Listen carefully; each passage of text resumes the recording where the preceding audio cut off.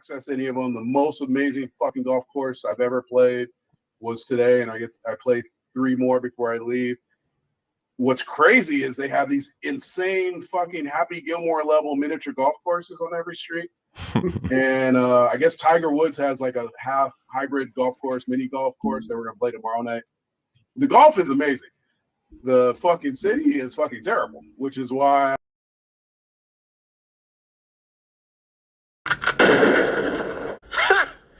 Gay!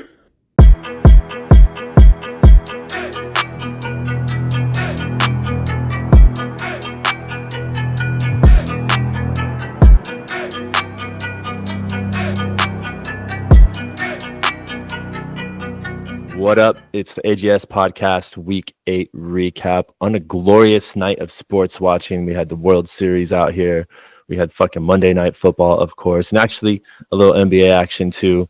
I'm your boy Rebel Scum, no-time champ, joined with a bunch of other champs. We got the 2022 AGS champ, Ambassador Quan. What's up, everybody? Back. Welcome back. Back in action. Welcome back. Missed y'all. Back by popular demand again, but no. You got your beauty sleep in, you got the naps in, you're refreshed and well rested. Yeah. The jokes didn't hit as well last week without the Quan, man. The Quan brings, even though it may not be the Quan making the jokes, you inspire the jokes. And they did just, it was good to have the OGs on, but it wasn't. Most podcasts that are funny are repeat listens for me, but without the Quan, it just didn't hit as hard. So welcome back. Oh, wow. Whoa. Appreciate that. Yeah. Thanks. The jokes reverberate off that lip a little different. I feel about that because 90% of the jokes are about me. I mean, you bring it on yourself. So I bring it on myself. No, you guys are just assholes. That's what You have a fucking goat with his mouth open behind you. You bring it on your fucking self. And it's no, you motherfuckers are just assholes, and you need something to kick. But please, and on top of it, you motherfuckers are sensitive. When I bark back, you get all, oh my god. Quan might be more sensitive than us. A little bit. No, you quit the podcast like 3 times this season. Yeah, and decided to get extra sleep. And you didn't even get the extra sleep that you wanted. I did not. You were awake. No, I did not. You just filmed, you dick. I hear my phone go off, check it. It's like, oh, maybe they're, maybe I can see what they talked about. Nope, it was some bullshit. Went right back to sleep. Hey, Quan, I thought you muted the WhatsApp notifications. No, it pops up. No, I turned I got with my new phone, it pops up now. The last one. I was wondering how you were responding so quickly. I was like, this is like, he's got telepathy. Telepathy? Telepathy. Jesus Christ. Bourbon? Whiskey? No, I didn't. I've had a few drinks. That's right. That's our commissioner right there. The 4-time Siebert Frog, super dedicated out there from Myrtle Beach, where it is almost midnight out there. It is fucking late, man. 11:52, Myrtle Beach, East Coast. I'm here. Good to see you guys. After. What was it? 17 wins in a row to NJC.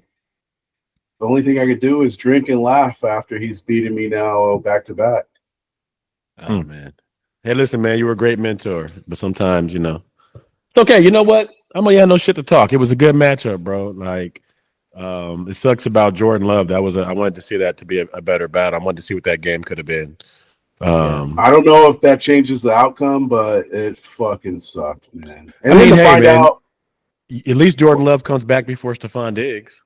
Well, that's the thing. He's like, oh, it's just a minor injury. I'm like, well, why didn't you fucking take a shot and get your ass back in the game? He walked off like Aaron Rodgers. That was the softest injury to exit a game I've ever seen. He was limping. He got joked. There was jokes about him. Did you see? Like they were talking about, at the end of the game, he walked off and he was like, "I'm tired. I need to sit down." Richardson, and I was like, "Ooh, Yeah, that's Richardson. That was soft, and that wasn't good for the Noobs, man. Oh my wasn't God. good for the Noobs. I was a little But disappointed in that one. one point I will say is that my goal was to replace Lamar Jackson with Jordan Love, and that shit did not pan out in my game against you, man. So kudos to winning the trade in JC. The frog does not deal lemons. Well, thank you. Well, I think that when you a trade, I think has two faces to it, right? It has the now and the later.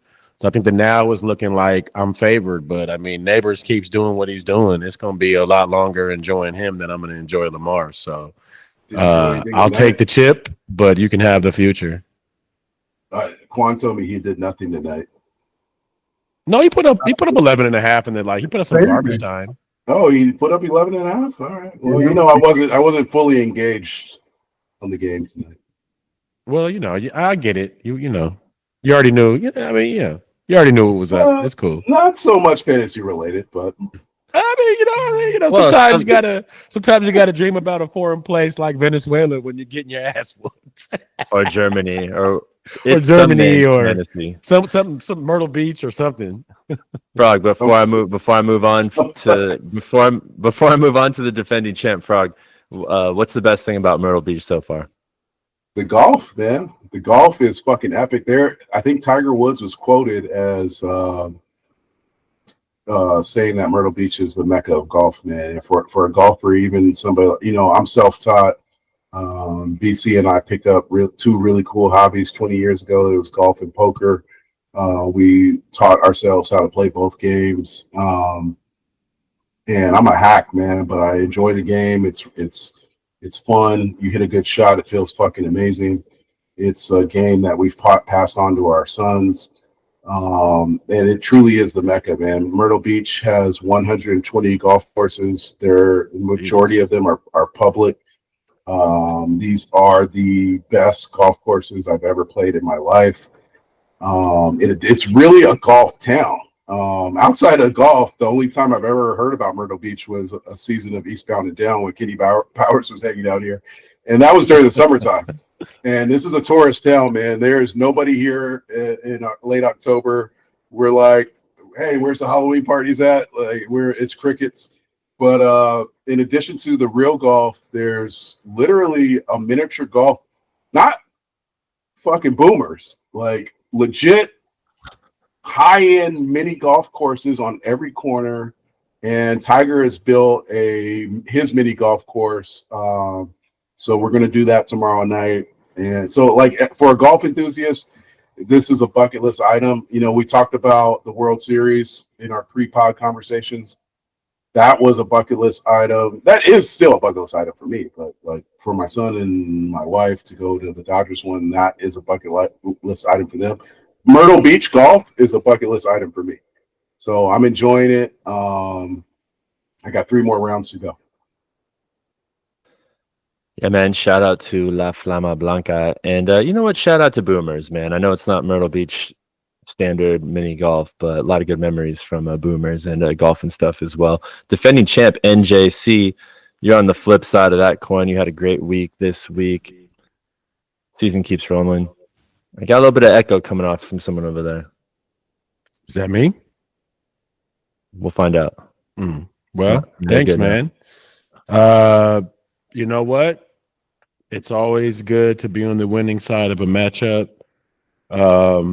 Beating the Frogs is always a good W to win. But again, we got to stay humble. We got to stay focused on pay dirt. It's going to be a big matchup this week. I think this is a prelude to the future, and we're just going to see. So, I kind of bummed again. The Diggs went out with a non-contact injury. Those usually aren't the best. The good news is that it looks like Cedric Tillman is catching the ball in Cleveland. The new quarterback put up 300 yards the first time. I think he's all year or whatever. and all of before. Yeah, Deshaun Watson hadn't put up 300 yards in all 19 starts. So that was a nice stat Quan threw out there to the thread, man.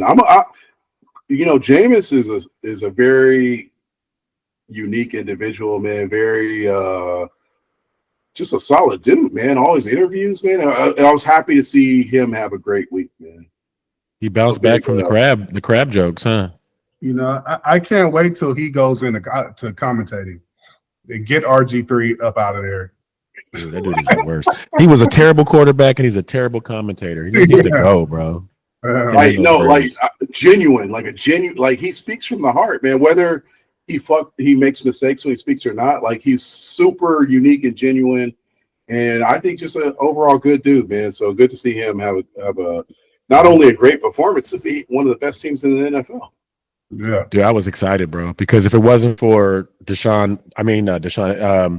Jameis pulled those 30 points out of Lamar, bro, because Lamar was having a dud at first. So I'm glad that it turned into a bit of a shootout and a matchup.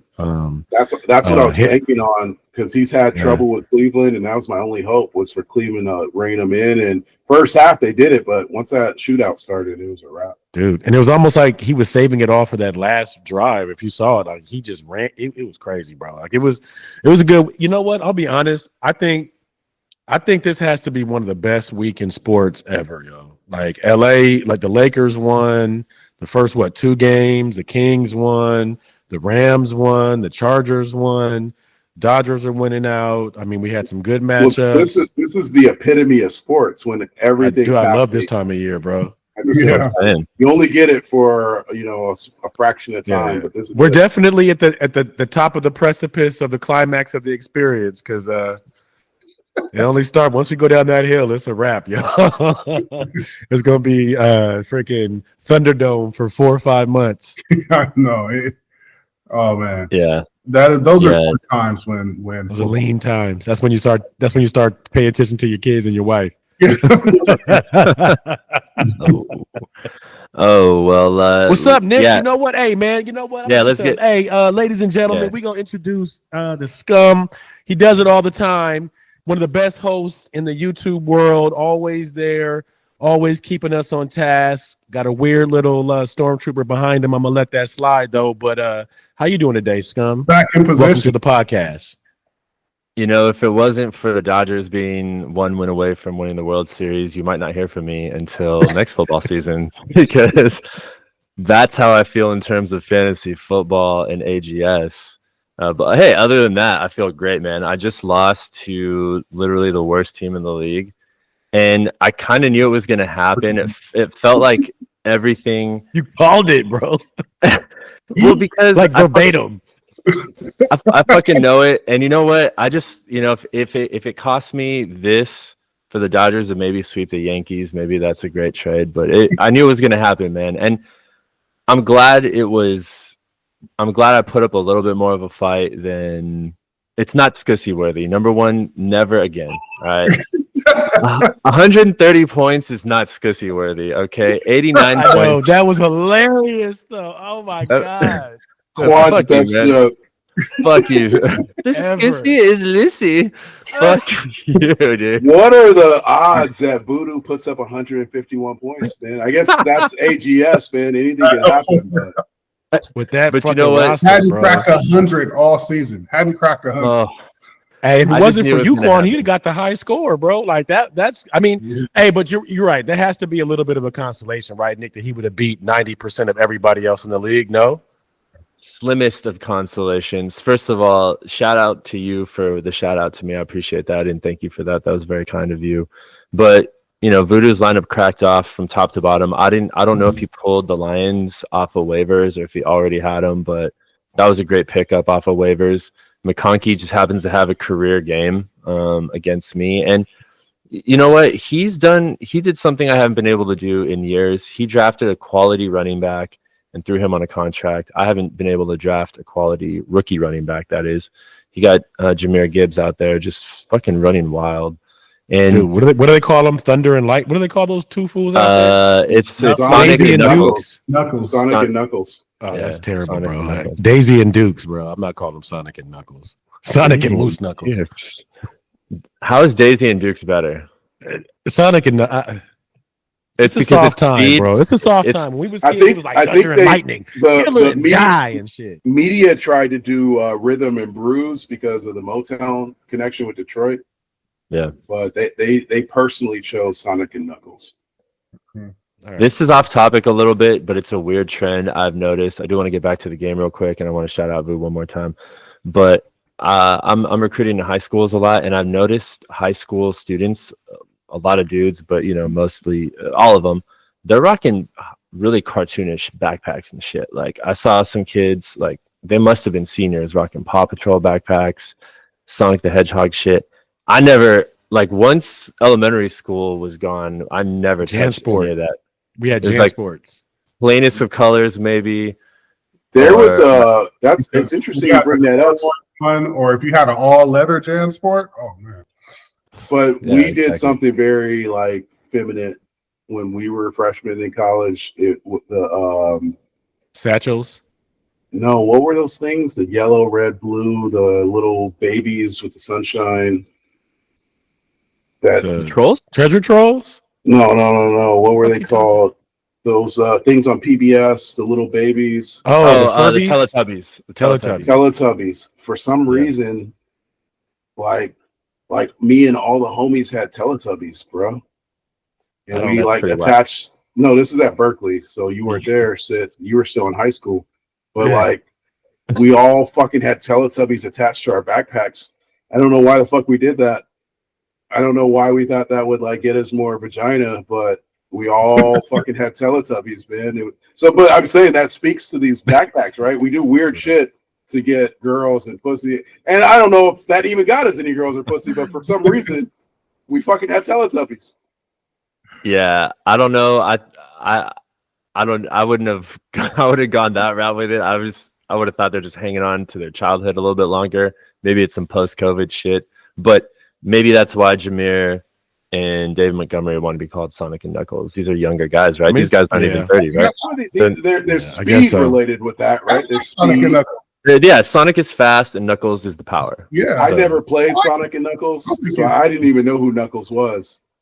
Yeah. You didn't watch I the mean, I movie? remember it. It's just all right. I digress. I Yeah. acquiesce. I think Yeah. I think Thunder and Lightning is just so played out that they just No, I Yeah. wouldn't say that. I'm just saying, It's cool, man. Sonic Hey, and Knuckles. you can call him all kinds of things. Jameer Gibbs is a solid Beasting. pickup. And Montgomery's a beast. I miss Yeah. them. And Kyle Pitts had a couple of touchdowns. He put up 23 points. Wait, real quick, before we get into the football, so it's just my generation. No one else did any like fucking No. female gay shit. No, I like, did. no? I did. My sophomore year of college, I took on this like kind of rockabilly look, and I painted my pinky nails black. Yeah, I'm not gonna say I was. I'm not gonna You say I were was doing a lot Caleb of. Williams. You were No, Caleb he Williams. painted all of them, I think, and he painted them different colors. That's fine. I think the most whatever. feminine I thing feel we like- did in Santa Barbara was satchels instead of backpacks. We had like the little Oh satchels. yeah, Hey, you're right. That versus- is good. I did thumb rings at one point too. I had Oh, you know what it was? It was fucking the class above us all did tongue rings. Ooh. All 12 deep. Almost every member of 12 deep had a tongue ring. And that didn't age well. Oh. That didn't age well at all in life. That's BC, The you precursor. had to know. You had to know somebody who had a tongue ring, right? Like that Yeah. thing went viral. For I know a while. bunch of people who did. It wasn't Yeah. me though. I didn't do no nose ring, no tongue ring, no eyebrow piercing, none of that. I had my nose. just I had my two nose earrings, pierced. right? I had my That was nose it. pierced for like 6 months when I was 21 with a hoop. I remember almost passing out when the dude did it because he Yo, like. when he had to do it- when I met you, you had your navel pierced, right? Yeah, I did. Oh, and it was Jesus connected to a Christ. chain to the nipple, right? You had the whole little, Yeah. Oh, that's the one. the little Jabba the Hutt, little kinky little thing. You fucking midget. Speaking of Jabba the Hutt, you're the little dude. I'd say his name, but you wouldn't understand it. You're the little dude that just. Oh yeah, the little But that little That's you. fucker, huh? shout out to Salacious Crumb. Shout out. Oh, Yeah, hey. hey, I'll take it. So I'm so salacious. Voodoo, great job getting your first win. You don't get the donut. You don't make AGS history. You scored 150 points. And you might, I mean, I have a tough schedule coming up. I already looked at it. I got Frogs. My next opponent is Curse. No big deal.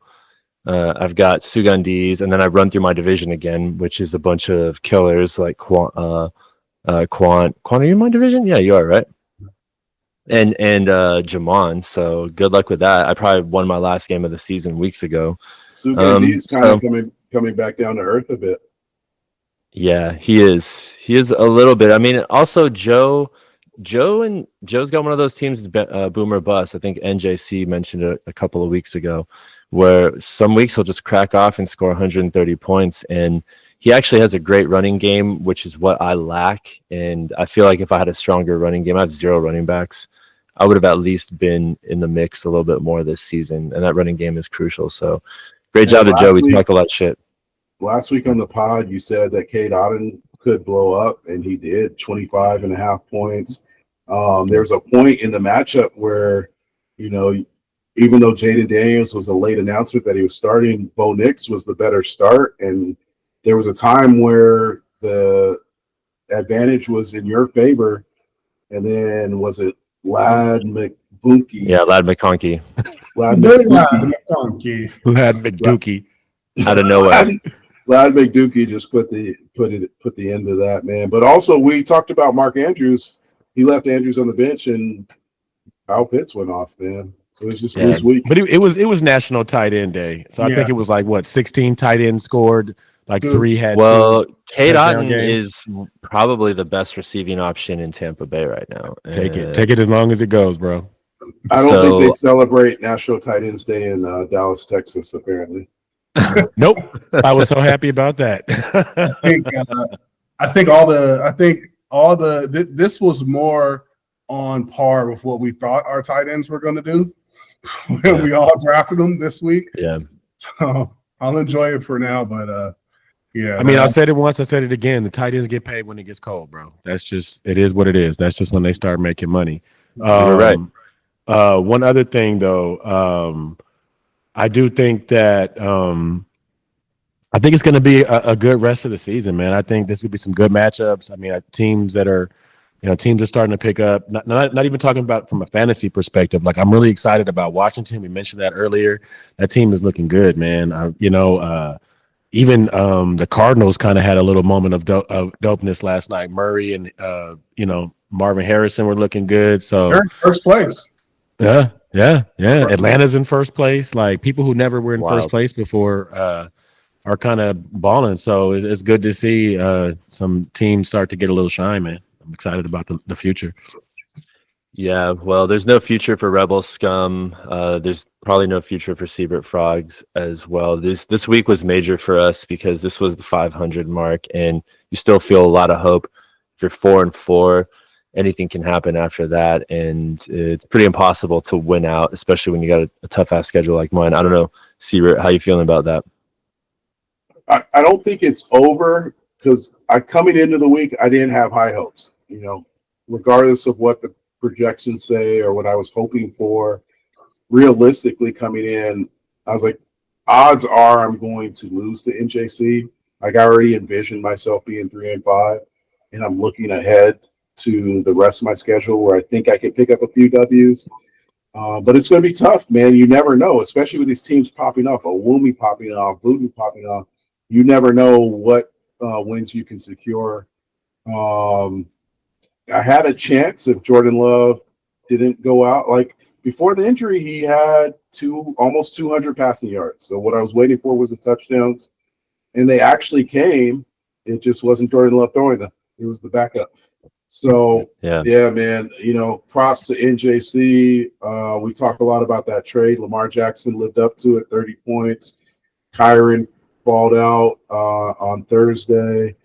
Njoku, National Tight End Month, he came through. J.K. Dobbins, one of the major steals of the draft, a solid 14 points in the flex. And Pittsburgh Steelers, man, Mike Tomlin, shout out our fraternity brother, Mike Tomlin. He just performs year after year after year, man, and they put up 18 points. So not much I can say. Hopefully the future's brighter, but I tip my hat to NJC on a quality win this week. Appreciate it, man. Appreciate it. Yo for Mike Tomlin, man. 17 years as the coach of that team, and he's a winning. He's won a winning record every season for the last 17 years, man.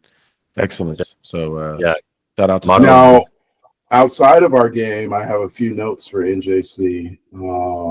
Yes. One of them was the extreme slurping of Voodoo on the thread. He's 0-7. He gets a win this week. Okay, golf clap or poetry snap for Voodoo. You get a win. You're now 1-7. Congrats, buddy. But like, you were so excited that he posted this video, and what did he call it? Rolex tickets? Like, like he's so mad he bought his Rolex World Series tickets. I get that, and that's good. That's a good one. But and then posted it on the thread after not posting anything at all. He posted and that. Quan, that is what brings me to my next point, right? So Voodoo posts this video on our thread, right? We all see it. I'm assuming that's him at the game. Yeah. Yes. And then I see that same video on NJC's Instagram feed. Oh. So my question is, I did not know that. was because I didn't see NJC in the video. And I'm assuming if NJC went to the greatest World Series game ever, there would be additional footage from the game that he went to, right? That he posted on his Instagram. No. Let me finish. Oh, I know you're trying to perpetrate it. Nope. Let me finish. I'm going to cut you off. So my question is, now take your time before you respond and answer honestly. Yeah. But I posted Boo's footage on my Instagram picture. As if you were there. Oh no, hell no. Now, if you assume that, good for me. But no, it was a dope video. But it's a post on Instagram that's telling the world this is footage from World Series as if I'm at the game. Oh, is that how you took it? This is an interesting debate here because I mean, if you share a clip from YouTube, right, from the MLB network, and it's from that angle, then that's fine. But this wasn't that. This was a friend's video. So yeah, what is kind of the thinking behind that? Besides, it's I mean, it's a dope video. Listen, you're not gonna get me, so come on with it.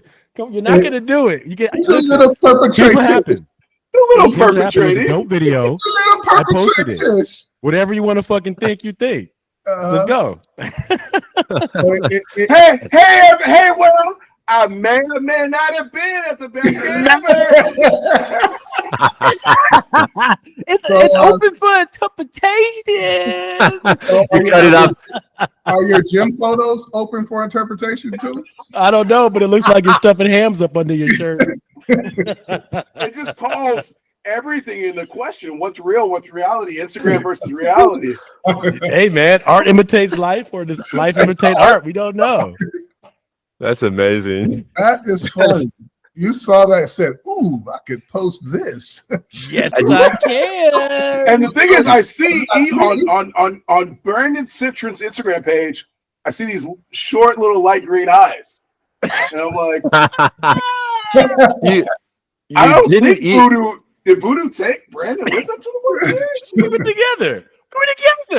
What did the comments say? Did the comments say, "Oh wow, you must have had a great time"? Well, that's you guys are the only people that probably believe that. How about that? Nobody made a comment.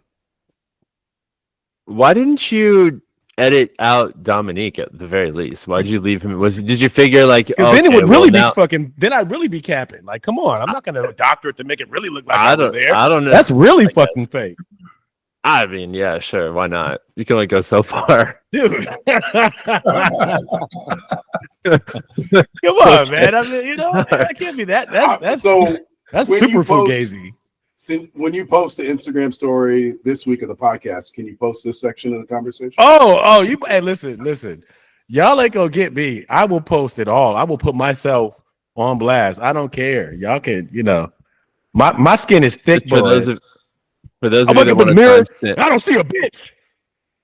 That was a good soundbite. You know what? Good soundbite. So that soundbite was not towards Quan, but the fact We that know you put who that it was soundbite, towards. but the fact that Nick put that soundbite and then Quan's face, that just makes it seem like it was towards Quan, and it wasn't. You know Nah, what? I that didn't wasn't even the. watch the episode. I didn't know you did. Oh my God, Quan. Well, it wasn't. It wasn't. I wasn't calling you a bitch. That's open for interpretation. That's artistry.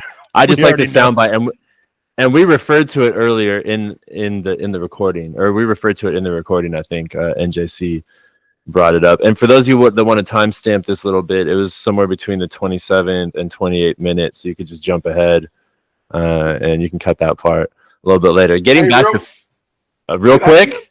Are you sure? Are you sure? One more World Series item We that still I'd like to bring up. Game Okay. 2 of the World Series, the Dodgers bring out Ice Cube, which I thought Sick. was epic. I'm watching it, and I'm Epic. like, cool. LA, West Coast done, dope. He does 2 songs. I thought he was just going to come out and say it's time for Dodger baseball. He does 2 songs. He does one of my favorite Ice Cube songs, epic. Even the Yankees were bobbing their head to it. And then tonight, the fucking Yankees roll out Fat Joe. Slim Thick Joe. Yeah. Not- Ozempic Joe. Ozempic Joe. Ozempic Joe. Yeah. Skinny Joe. Bro, Yeah. there's not going to be too If many you're more not games bringing in out New York. Jay-Z and Alicia Right. Keys, don't Bring bring anybody Nas, out at all. somebody. Nah, you got to go with the fucking heavy hitters. I agree, but At even least then, what are you Wu-Tang. gonna? But you know what? There's no East Coast track that will trump Bow Down in terms of just like regional supremacy. Bow Down is one of the fucking all time, and he flipped the lyrics to say bow down to a team that's greater than you. Yeah, any of the Yankees singing the same song? They're just Hey, fucking- hey, Yankees the bowing Yankees down haven't to a been the diss same track. since that song. Yeah, exactly. And then followed it up with one of my favorite all-time rap songs ever. It was a good day. I mean, could there be, if aliens came down from space and were like, what is this rap? And I had one track, I'd be like, just listen to this. This is rap right here. That's the fucking song right there, man. Man, Anyways, getting back to Yeah. football. The series isn't coming back from New York. Getting back to football. Sugandiz, you mentioned this earlier, Coop. He's maybe he lost to who's coming in second, man. And the team doesn't have the same punch. Caleb Williams been pretty inconsistent. That was must have been a disappointment. That looked like it was going to be a shootout. He's Can I point this out? And you would have to, only I would know this data, because you'd have to, those recaps that come out and break down last week's games, right? And like what happened in last week's games, and they give you the little tidbits of data at the bottom. You would have to have gone into my game against Sugandiz last week and scrolled all the way to the bottom and read this. But this fact stood out to me. If Sugandiz had played my schedule for the first 7 weeks of the season, he would be 1-6. And if I had played Sugandiz's schedule for the first 7 weeks of the season, I would be 6-1.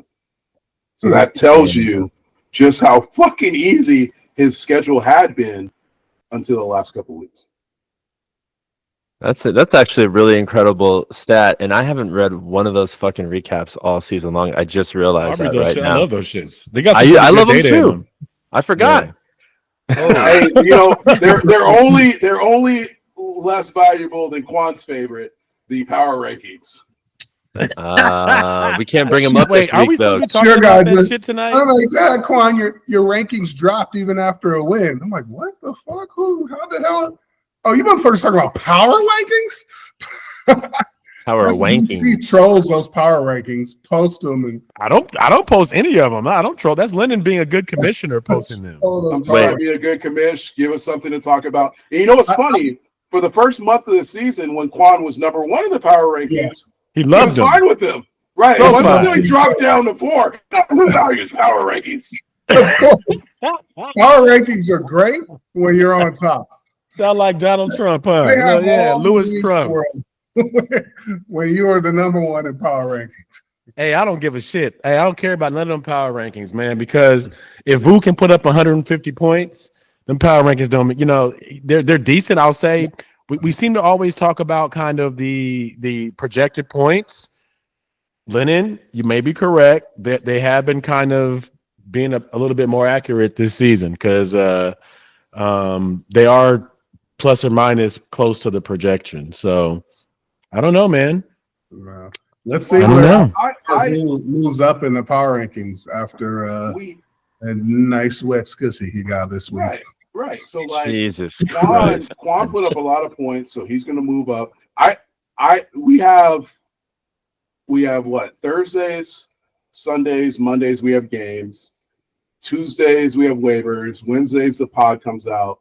So that leaves what? Mondays and Saturdays we don't have anything. I don't really have anything to fill the void on Saturdays, but Mondays or maybe early on Tuesdays, that's when Power Rankings comes out. So it's just literally something that I honestly, most weeks it goes completely ignored. But I just put it out there so people can see the movement from week to week. I don't know if I put a lot of value into what they mean, but it does move up and down based on what happened the previous week. So I think it's interesting to see the movement. And that week where Quan dropped, he played Voodoo, and he kind of squeaked out 13 and a half point win. So I'm not mad at the rankings for dropping him for that reason. Does that mean he's better than the fourth ranked team in the league? Of course, I think he is. But just that for that week, for that snapshot of the week, he had dropped a bit, and after this week he'll move right back up. Yeah, it's Makes always sense. fun to read that shit when you're trending upward, not when you're trending downward. That's great. Speaking of trending downward, Quan, you played the old Cuzzo in the Cuzzo Bowl. You basically had a 2-week layover. How are you going to stay fresh and sharp for your big matchup, greatest matchup of all time coming up this week, week 9? The second big matchup of the year. Greatest ever. Hey, this one's going to be a rematch of last year's finals, and it was a great finals last year that had everybody tune in. I anticipate this game being somewhat of the same. I'm happy. I don't know if you guys know, but my team, last week was the first time my team was all together since week 2. So, everybody's back. Well, of course, Brian Thomas went out, but I don't really consider him a starter. You didn't even start him this week, right? Yeah, he's had to start lately because of all the injuries. But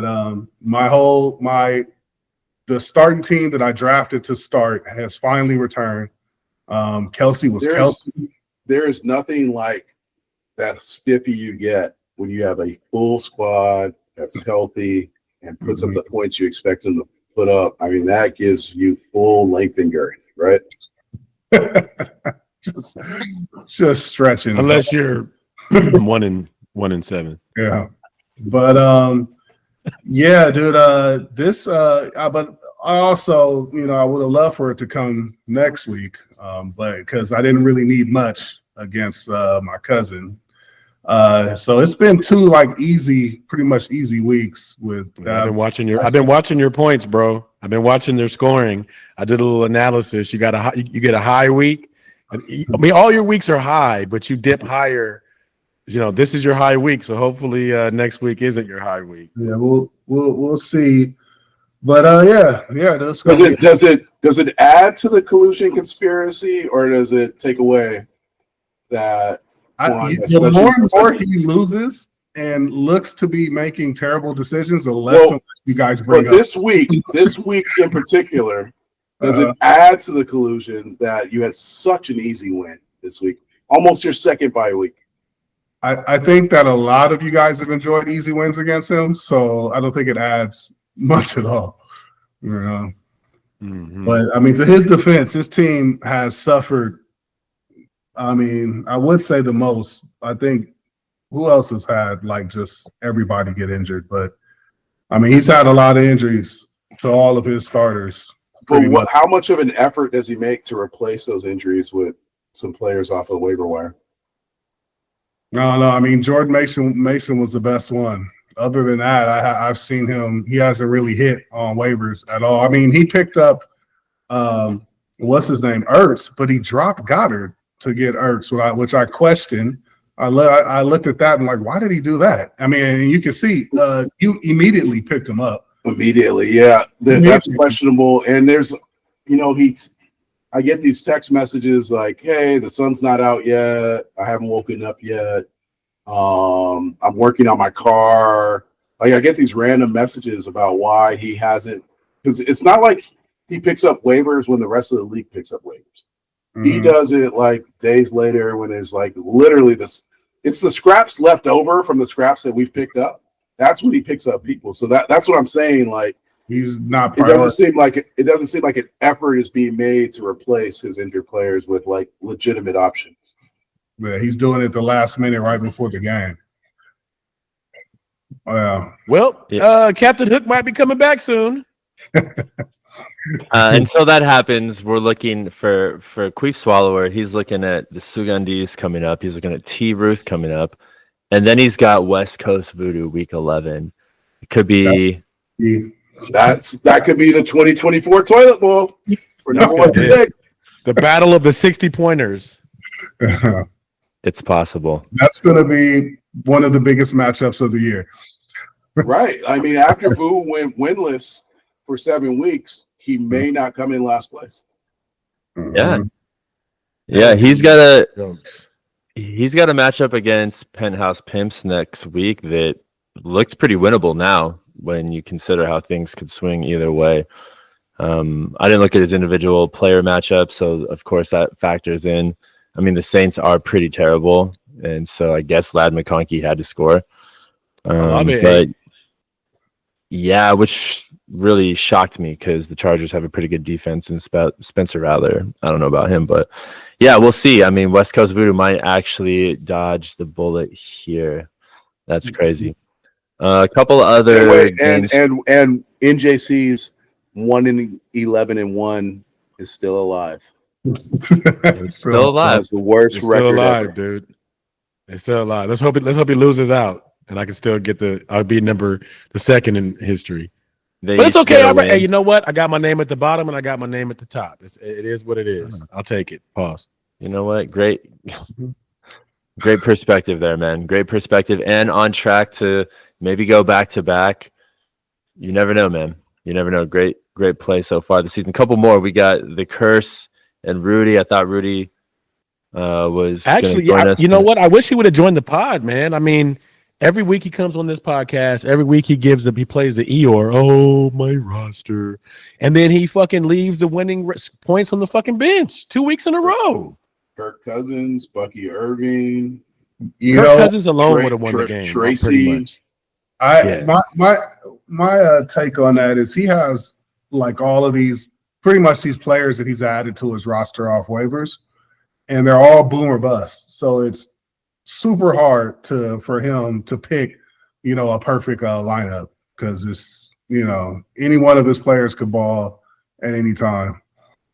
I probably would have started Kirk Cousins again. There's no in between for his players. They either ball or bust. I mean, Detroit had Tennessee, though. I wouldn't have played Singletary, and I might have played Kirk Cousins at home against fucking Tampa Bay.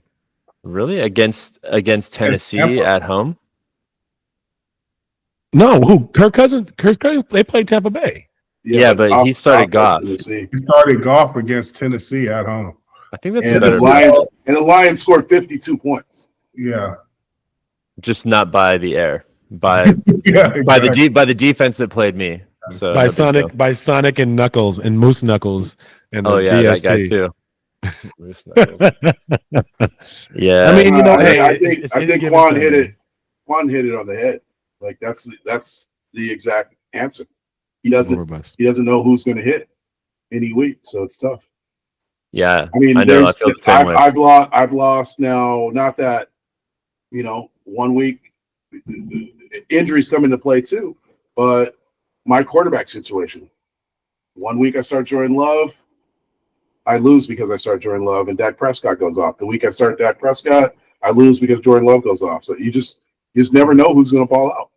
No, I mean that is fantasy football in a nutshell, and that's why you want to try to draft the people that you think are going to be the most consistent. And I don't think it's a coincidence, or I don't think it's not a coincidence that the teams at the top have these players that you can fucking bank on.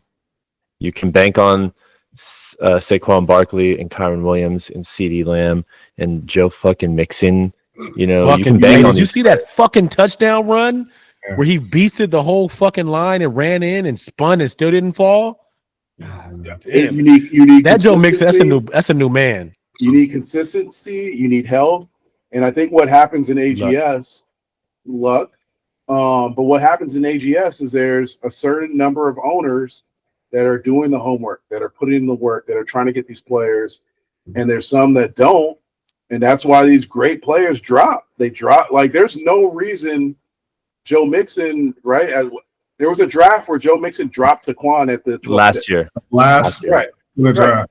Like, these players should not. If you had a league where it was the four of us, and you clone the four of us, and you clone the four of us, and it's 12 of us, those players aren't dropping, right? There's idiots in fucking any given Sunday that are letting these players go by while they draft their fucking terrible teams. Lennon, you actually called all of us out because Quan had the last.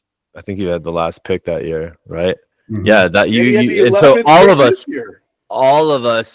watched Joe Mixon just go right by and said, "Nah, he's got." Not no me, guts." because usually I don't have a first. This is my first round pick in like Fair. ever. So Yeah, you're Yeah, right. And, but I took the number one First rookie. round.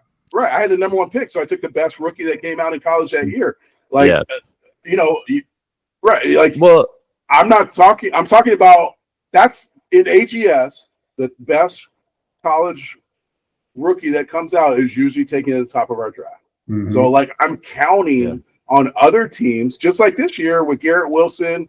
Maybe he's not panning out to what we thought he was, but like when we had our draft recap, you're like, why did he fall to 4? Or why did this player fall here? Like, you expect teams to take players at certain positions and they don't. there's also the other factor, which is in a league like ours, the rookie pick and the misfire can really fuck you. And I think I talked about this last week. And people do their research and they pick rookies, and you just got to hope they hit. And then an injury, all this other shit, or maybe they're in the wrong system.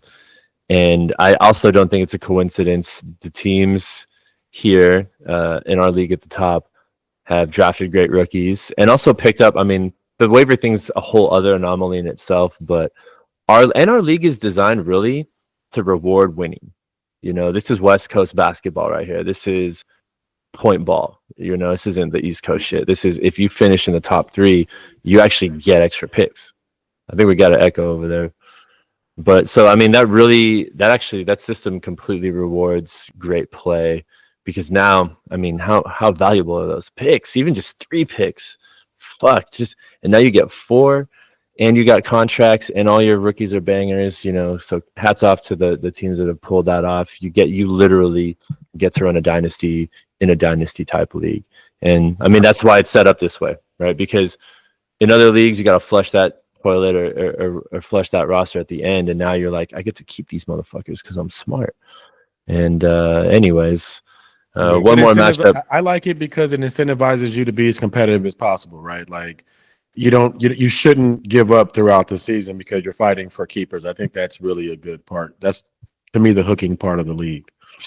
Yeah.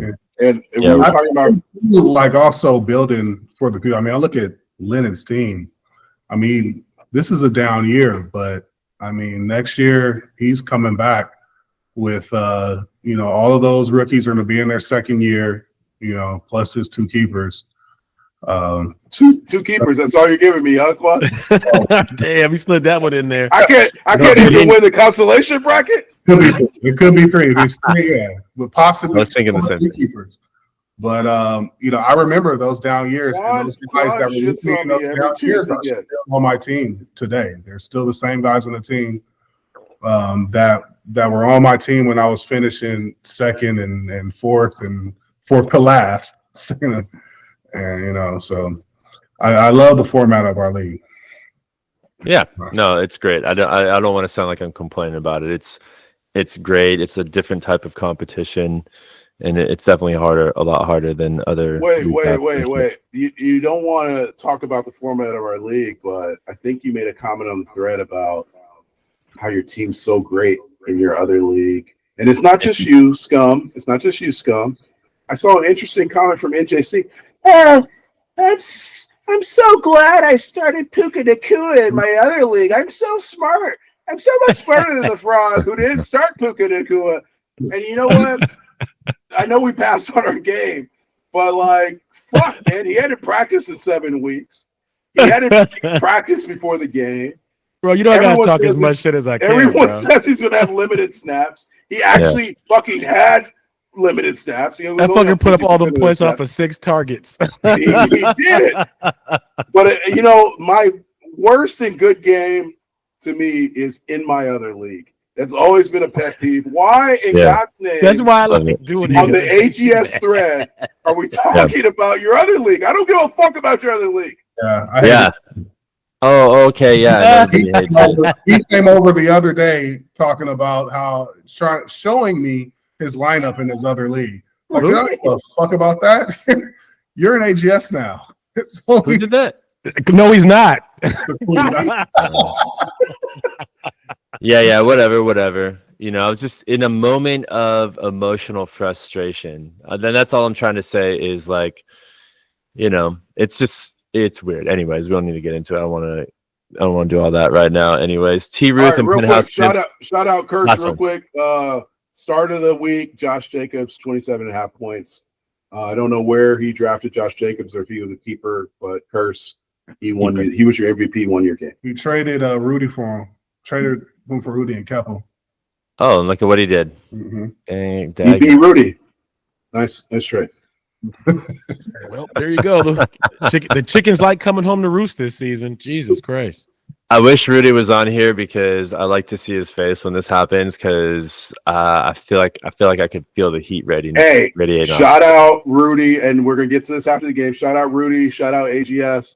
They finally did not. There was no major fire sales, and Rudy has a first-round pick for the first time in 3 years. Wow, it's a miracle. It is, and it's good job, Rudy. No honey dick and didn't get honey dick. Yeah. So I believe his last first-round pick is when we were in staying on the beach house in San Diego. 2022, he drafted Alvin Kamara. He drafted Alvin Kamara and passed on Breece Hall for Alvin Kamara. Well, and where are they now? Yeah. Well, let's wrap up the games and then let's talk about the trade deadline. Yeah. All right. T. Ruth and Penthouse Pimps. I'm just gonna say I know Pimps is gonna feel like he missed an opportunity here. We talked about that 500 turn, and now he slips below 500. T. Ruth is likely playoff bound again, and really dangerous. I don't know how you guys feel about that. Well, Pimps, I thought was projected to win like the entire game until the very end. What turned it around for T. Ruth? I'm sure Derrick Henry factored, right? Yeah, he only had 13.5. No, Brock Purdy put up a 30 burger. Purdy, yeah. Terry McLaurin, his kicker put up 12s. Cortland Sutton put up a 15er. Ingram put up. I mean, pretty much every category got double digits. Once you hit double digits in every category, the Sunday night game, Brock Purdy. Purdy put up a 30 burger. There were shortcomings on Pimps. Breece Hall 8.5, not great. Christian Kirk got hurt. Kirk broke his collarbone. Aubrey's been the best kicker. He only had 6. So I guess it was projections that had Pimps ahead, and then reality was that T. Ruth had the better team. I mean, still 123.5 points. Frustrating loss within reach. And did he leave his win on the bench? Nah, nope. Not really. Nah, he set a perfect lineup. It looks pretty much, and it just didn't work out. Almost. I mean, he left 0.5 on the bench, but that wouldn't do anything. So he set the perfect lineup. He just, Jamon outboxed him. That's how it goes sometimes. So we talked a little bit about, you guys want to hit it on the trade deadline. Yeah. No, wait. We have one more game, right? Sugandi's who's coming second? We already hit that one? No, we talked about that one. Yeah, we talked about that one. I crossed them off. I got us here. Great win for the counselor. Tough loss for Penthouse Pimps. Good luck on the way out for everybody. Yeah, trade deadline. I got a question. There's only, maybe for you, Frogs, and for those of you listening with shitty teams, if no one hits you up by the trade deadline, are you offended? Like, I don't even want your trash? This is a question for me? Anybody. I mean, for you, for me, I just thought of it right now, and for our viewer out there, whether they Well,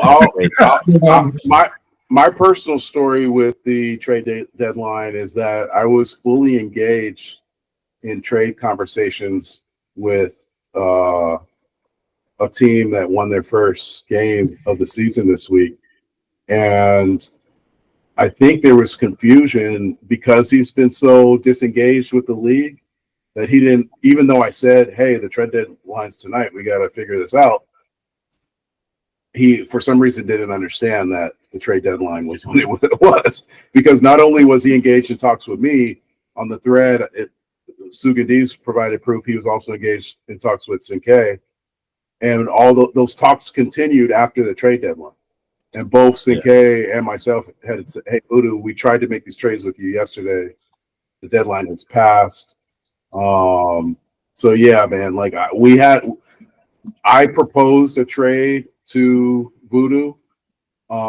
He said, would you take this compensation for the trade? I said yes. And now I'm realizing what I've heard complaints about other owners.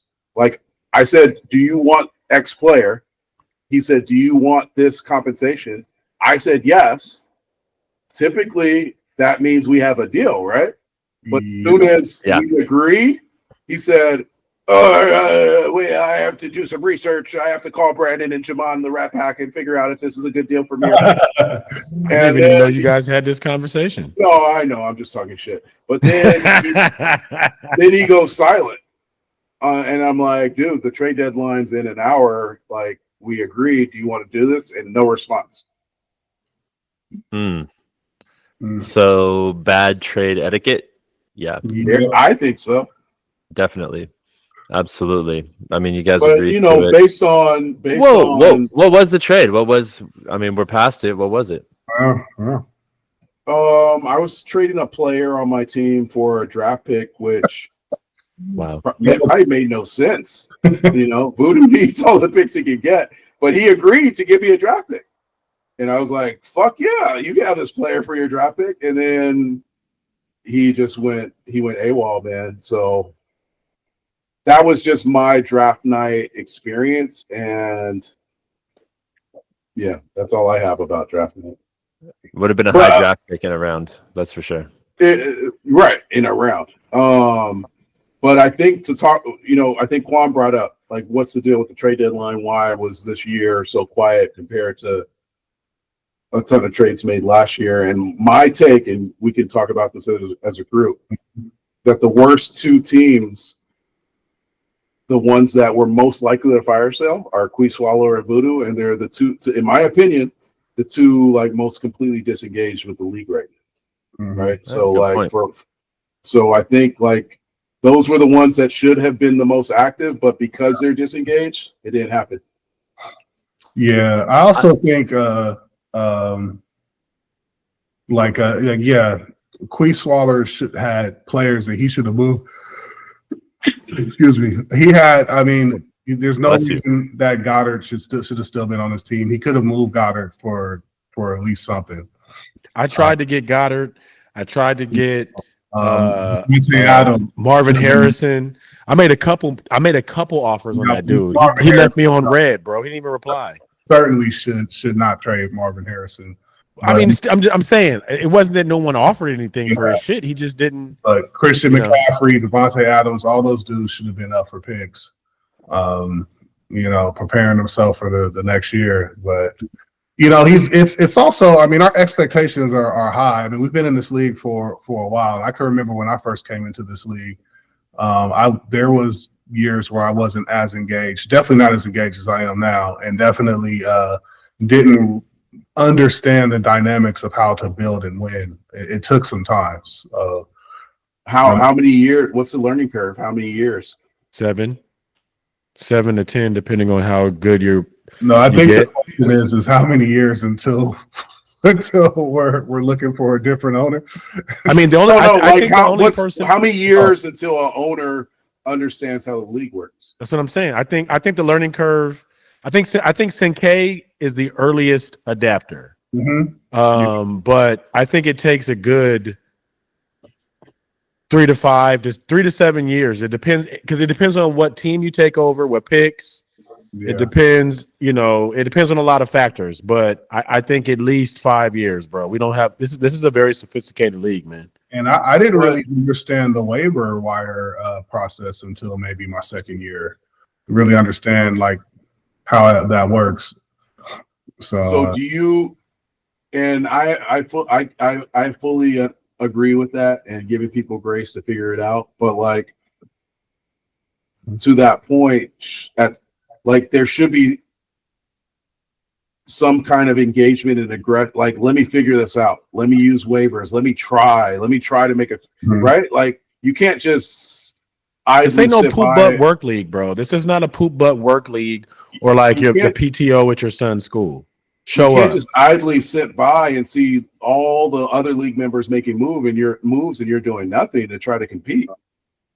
And then to be honest with you, Coop, another point to think about, Queef and Vu is 2 wins to a team that could get into the playoffs, that could not, them being competitors could make or break somebody moving into the playoffs. Like engagement or lack of engagement really moves the dial on teams that could, they get a playoff berth. So, I mean, it behooves everybody to be fucking engaged. Yeah. Like you said, I see those same mistakes I talked about with the Queef. I mean, I seen Vu, man. I mean, I can understand, but I feel like I hear the Boys to Men song whenever I see Patrick Mahomes still on his WAT roster, or he gets me, or he tries to say goodbye. Yeah. So how many points did Mahomes put up this week? Wait, I feel like speaking of trade deadline, I feel like he finally put up 25. Put Mahomes on the trade block, but just couldn't pull the trigger. It was too late. I think he could have got more value from Mahomes a while earlier, years ago, earlier in the season. I think he cracked 20. Yeah, it is. And fucking Xavier Worthy had a late touchdown that buried me. Anyways, I'm surprised no one actually hit me up for Cooper Kupp because he's coming back healthy. If he stays healthy, that's not a bad flex to have. If you're lacking receivers, I would have sold. Well, I guess on the flip side of that, why not put Cooper Kupp on the trade block? Mm-hmm. True. Well, I also wasn't sure what direction my team was going in, but I mean, I also wasn't. I don't know. I guess I wasn't necessarily advertising that I wanted to sell, but I would have if somebody approached me with it. Yeah, I think communication goes both ways, right? We got to utilize trade block. I mean, Quan threw it out at the last minute. Rico Dowdle was up for sale. So I feel like teams are maybe a little apprehensive of putting out a deal if they don't know if a player is available or not. And I also think that the podcast has niggas gun shy also. No, I think the pressure of being talked about on the podcast or being joked, I think that definitely, it may or not. I mean, think about it. We talked a lot of shit about trading with Joey, and there's been really no other trades. Yeah. But then again, let's be honest. Mm-hmm. The teams, like with Vu, for example, what the fuck were you going? I don't want Mahomes. What the fuck are you going after Vu for? There's nothing on it. I mean, he's not giving up Gibbs. Hard. He was shopping Mahomes hard. You know what I'm saying? So, and then Queef, anything that I wanted off of his team, he wasn't giving up. He wouldn't reply on anybody of substance. So, a lot of the, I'll be honest, I was going through the rosters. I was looking at teams. I was like, who could I trade with when I was because I was really trying to beef up, a receiver or a tight end. And obviously we have the teams that we don't necessarily want to trade with but there was a huge disparity of talent on teams. If you really looked on teams, there wasn't a lot of talent that you wouldn't have to give up an arm and a leg for to get, bro. That's true. And to Coop's point about utilizing the trade block, yeah, absolutely. If I was looking to push, but I was hit up by 2 owners, one of them right here on this podcast, for multiple weeks about a player. Obviously, I didn't put on the trade block or advertise as being trade worthy that maybe I should have traded. So I kind of took the same approach. I was like, one of these motherfuckers is going to hit me up again. I know it because now they smell the blood in the water. They see me below 500 and they're like, let me see what I can get now. Because when they hit me up before, I might have been at 500, or I might have just won my first. I mean, NJC hit me up right after week 1 for Chris Olave. Like, I just won a game. He's like, "Hey, Chris Olave for." I should have pulled that trigger too, because you're offering Drake. Yeah. Hey, I'm gonna say this on the pod because nobody seems to get this shit. I'm never gonna trade when I'm supposed to fucking trade. You're either gonna be able, you have to either see it and do it, or you're gonna be fucking regretting it. I don't give away bullshit. Kyron was on the block this year.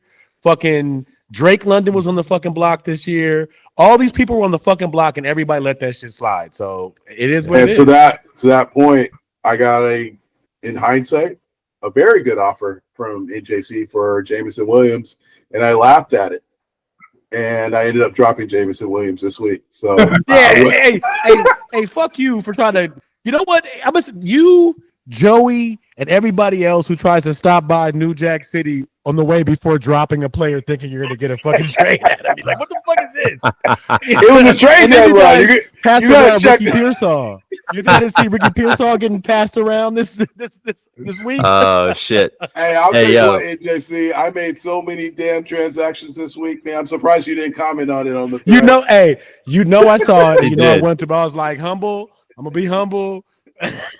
Every single fucking league notification that went off in the last 48 hours was Frogs picking up or dropping somebody. I was like, this fucking guy's on vacation. What? Hey, I'll tell you what. Pre Myrtle Beach, the stress of starting or benching Puka Nacua, I think it took some time off my life, man. Like I have a confidant that I talk to about major decisions sometimes when I need an outside opinion outside of what I'm thinking about, and that person wasn't answering the phone. And I'm like, because I had a couple options, and the signs that I was getting from Puka just weren't feeling promising enough to start him. So I bench him. And then, of course, right, like NJC's text comes, I should have started. I'm happy I started Puka in my league. and then, like this burning sensation in my chest, every catch that Puka caught. Yeah. I'm like, why did I start Puka? And then it just, dude, I couldn't sleep at night. Like, why do you think I had points? 15.5 points on my bench that I needed against NJC. You know I'm what, glad man? I gave you heartburn, you son of a bitch. That's what you get. All those years of talking shit. In the end, Tony Pollard only scored fucking 2 points less, and it didn't matter. But I'm telling, dude, call my wife. That night, I thought I was having a heart attack for benching Puka Nacua. You know what? We all know all this shit, dog. I need help. Lex, something's wrong. I need medicine. Take me to the Elizabeth, I'm coming, baby. Elizabeth is it. I've been there before too. Everybody has. It makes me feel good. Actually, your near-death experience makes me feel really good, Coop, because I feel I'm glad we can all go through this, and this is what unites us all in this game. Because in hindsight, if Puka start your studs, if Puka started, start them, but I couldn't bring myself to do it, man. Fuck, man. I feel like when I was winning chips, I had these giant pair of balls, man. And for some reason, now that I'm older and I haven't won in a while, and I have these kids, I just feel like they're like shriveling, man. I can't make the same. Dodgers fans, man. That's what happened, man. I can't make the same bold calls that I used to make, man. I second guess myself so much. Speaking of bold calls, man, we are up against the 1 hour mark. We're past 1 hour. Just want to get your guys' thoughts on next week, and I have one more question for y'all after that. I match up against the Curse, so that's a nice little scussy win for the Curse. A little scussy for the Cursey. I fucking hate you guys. It's pretty funny though. That was funny. Siebert Frogs, you got who's coming in second. I think that's kind of a coin flip. How you feeling about that? It's showing 91 to 92 right now. Updated numbers. I mean, it's tentative, but I know. Get that shit out of here. Waivers hasn't even passed. Get that power rankings, projected scores, so much value. Dude, I'll pose this to you guys. Fucking the Puka conundrum. Do I start fucking hobbling Jordan Love against Detroit in what could be a shootout, but the motherfucker might get hurt in the second quarter? No, man. Or do I start Dak against Atlanta, who's in a shootout every week? But that's what I'm saying. You say Dak. I start Dak, and fucking Jordan Love's going to put up a 40 burger, man. It could happen because if he plays, you know, I got lucky with Bo Nix. I got lucky with Bo Nix in his matchup because I wasn't going to start Jaden Daniels no matter what because of his rib injury, and I guess it didn't fucking matter. So I understand that conundrum, but probably Dak. Who knows? A groin injury, that's what it is, right? That's a big deal for a mobile quarterback. So we'll see. Good luck with that. NJC in the big matchup, the big Doogie, big fucking number 1 versus number 1A fucking of all time matchup right here. Look at this. It's gonna be a good one, dude. I think it's gonna be a barn burner, bro. Not only a rematch of last year's Super Bowl, but a potential precursor to this year's Super Bowl. Oh my God! It'll be the first Super Bowl I've been to in the last 5 years. I just want you guys to know that. My dynasty's been to so many Super Bowls. It's just it's such a great dynasty. You don't have anybody have any championships to add to the name dynasty. Who cares about the rings? Like, we've been to so many Super Bowls. They etch the names of the champs on the Stanley Cup. I just get my name tattooed on my dick every time. Every time I can only fit one letter, but they understand the rest. Those comments go. I honestly, like, I'm, you know what? I really think that it's going to be the matchup we think it is. I'm ballparking the numbers. Are there any? I'm ballparking the numbers. It's going to be good. Anybody on bye week for you guys? Big players? No, no bye weeks except for Diggs is on out. That's it. The Steelers, and then Diggs. So I gotta play the receiver game, but I like Cedric Tillman, bro. I like him. And then I have somebody I have a pretty high waiver position. I may try to make a move on somebody. I'm not going to say anything, but did you get Tillman for free, or was that a waiver claim? No, I just picked him up because he was projected 2.3 points, so he was so far down on the waiver. I thought he was I was looking for him. I was like, did somebody pick him up before no one knows about this dude. I had to search his name, and he was at like 2.4 points. The reports were out that he was the new number 1 after they moved Amari Cooper. Yeah, 25.5 points, bro, like 2 tubbies. So that brings me back. If you're a team like Quee Swallow, Rudy Voodoo, why aren't you taking risk on these players? Right? Why are the top teams in the league grabbing these players? You're not even taking a risk. You have nothing to lose. Take a risk on one of these guys that might blow up. There was a year. Dude, fucking read and do your research, bro. Right, like, it's common sense. There was a year that Miles Austin free agent pickup won me a Super Bowl, and that's only because I was able to grab them on waivers. These teams that are not doing well have to take risks to get better.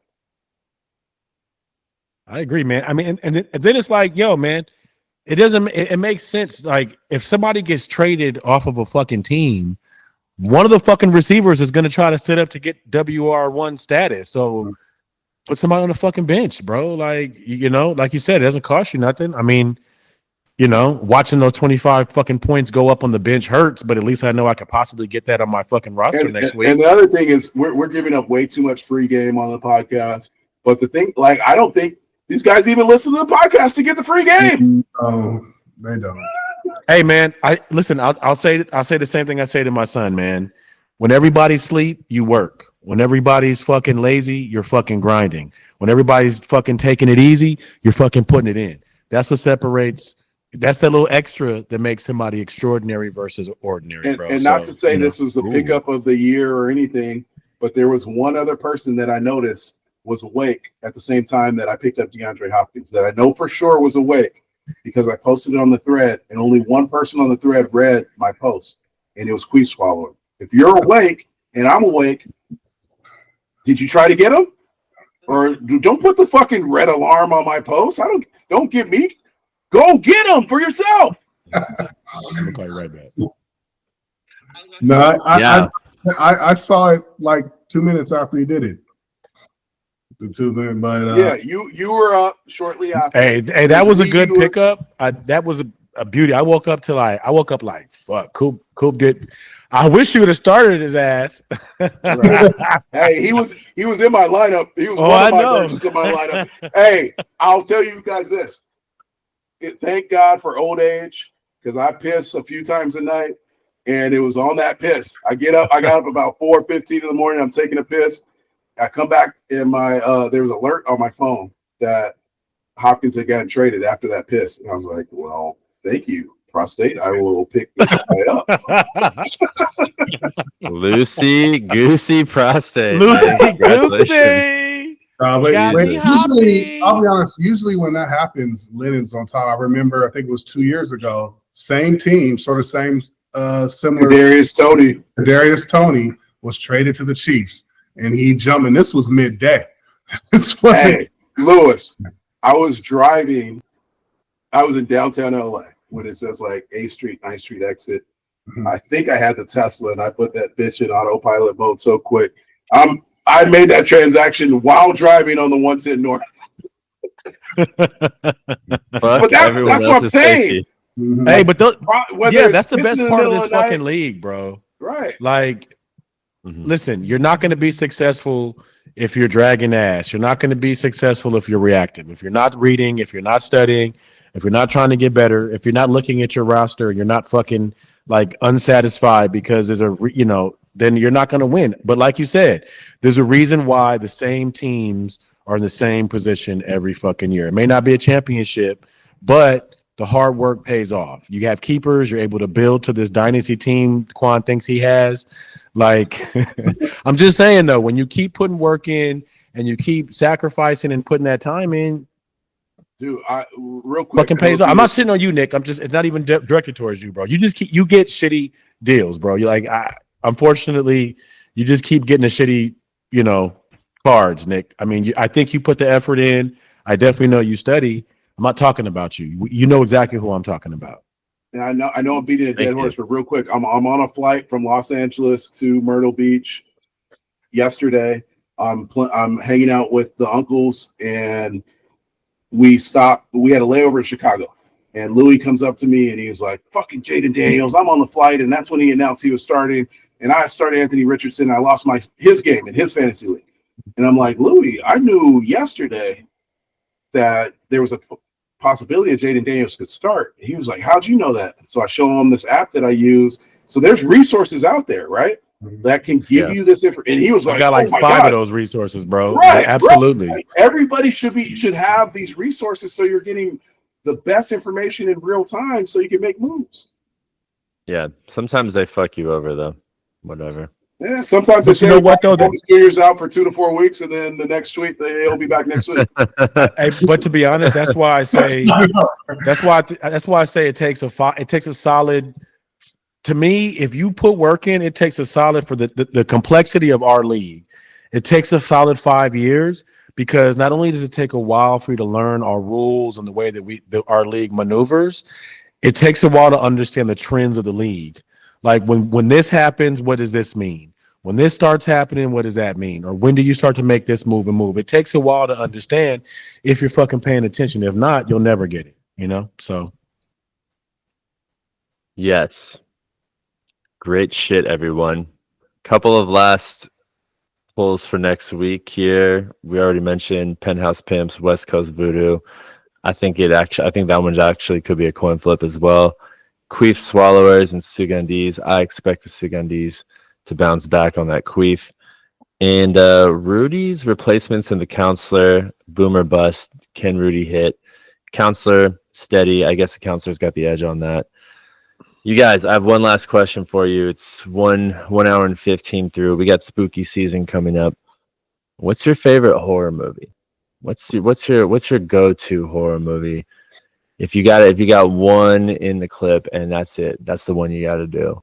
Which one is it? I thought I had mine. I think mine is still The Exorcist, just because it's still fucking creepy to me. But I've seen some recently that are still pretty scary. But what do you guys think? I'm expecting a good one from Quan because he was a film major in college. There's two for me. One is The Ring. I think I remember watching that in college. That shit was pretty scary, bro. And man, that creeped me out. And then you know what? Exorcist is there, but dude, Emily Rose, man, was that's pretty up I there. didn't see that one.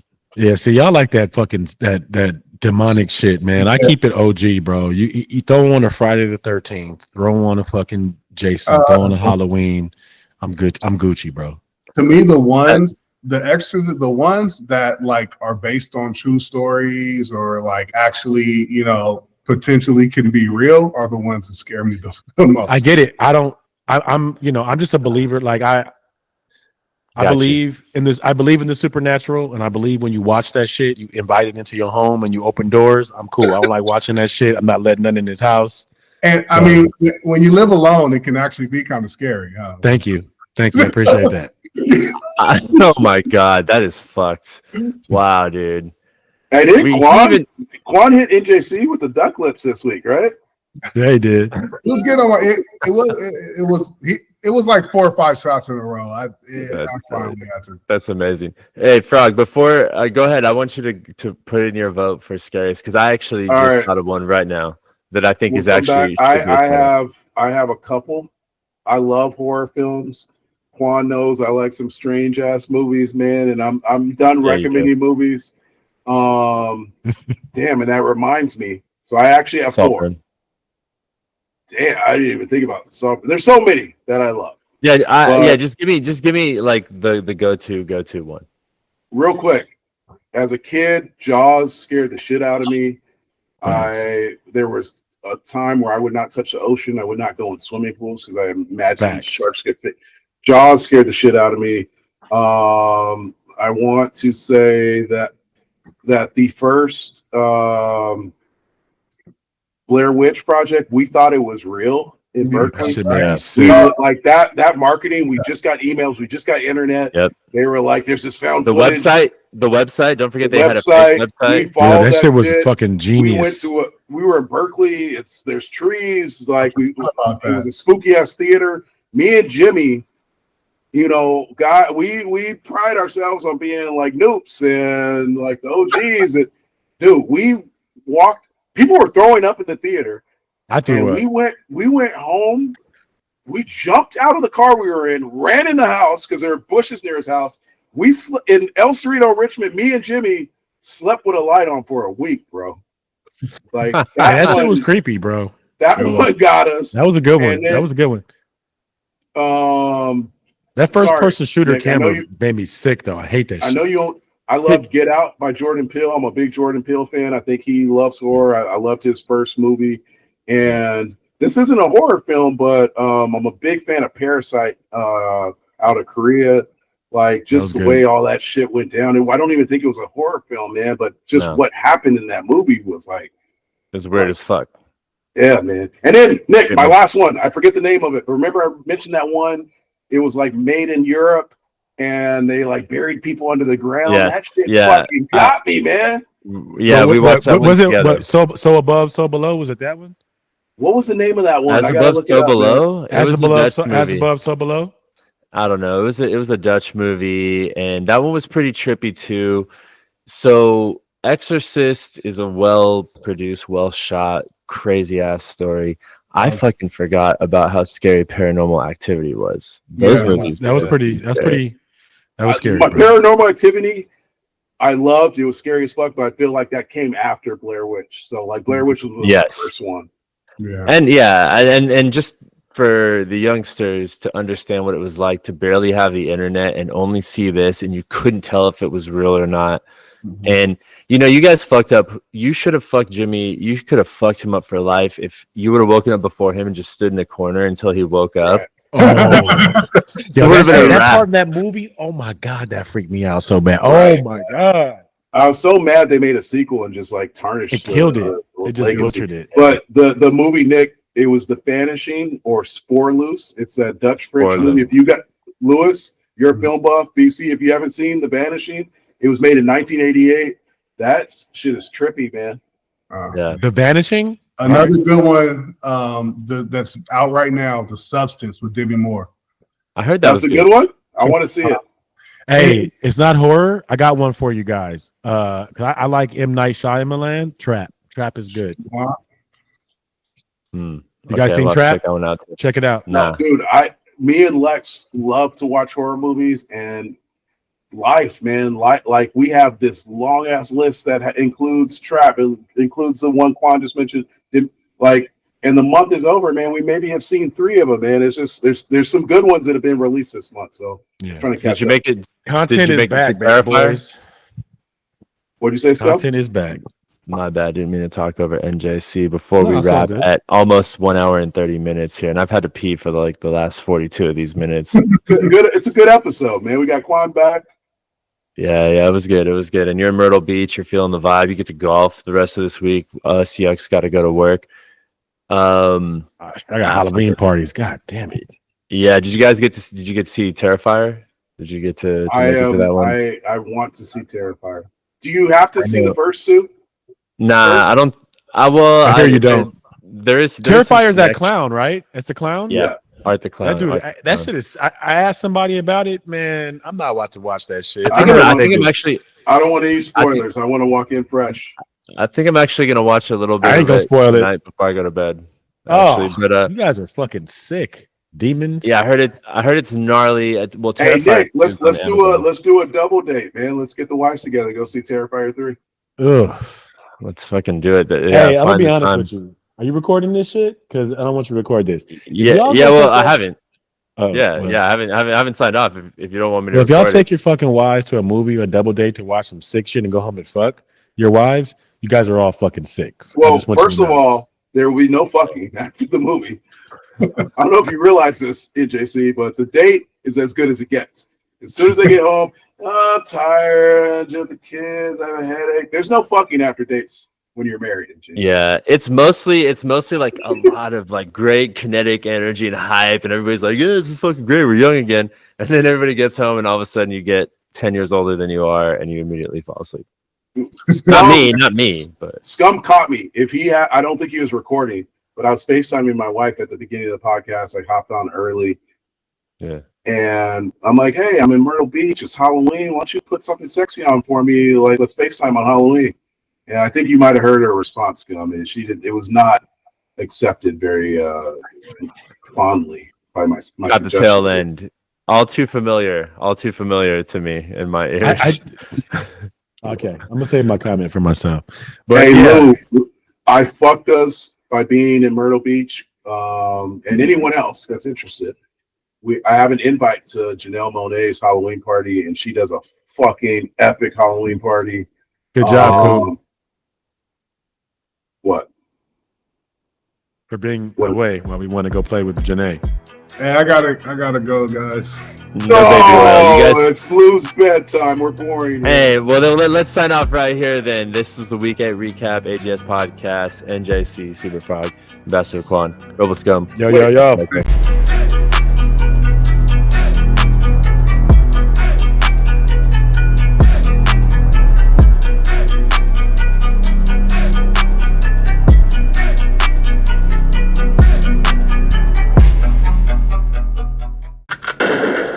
Please like and subscribe.